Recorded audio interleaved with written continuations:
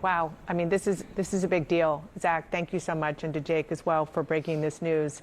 I really appreciate it. And I just want to underscore that last thing that Zach said, Kristen Holmes, which is that this is not a bipartisan congressional report, which would also be important, but this is a report from an independent watchdog, the Inspector General, that is supposed to be in every major agency. This one is in his agency, an important one, the Pentagon. And this is what they have concluded, that the Defense Secretary risked compromising sensitive military information, which could have endangered American troops and mission objectives when he used Signal in March of this year.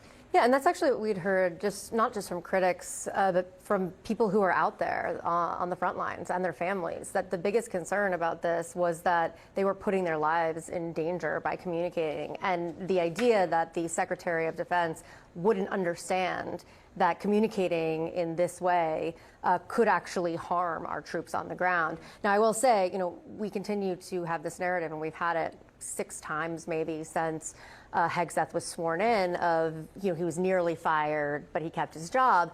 And I think this is going to again lead to this whole narrative as to whether or not Hegseth stays as the head of the Secretary of Defense. But we always have to remind our viewers how much the Trump administration, how much the Chief of Staff Susie Wiles, how much President Trump and his top advisors all put in to getting Hegseth confirmed. A lot of capital. A lot of political capital, a lot of personal capital. And so they really, they're going to come together at some point and make a decision, but that's always going to be on the back of all of their minds.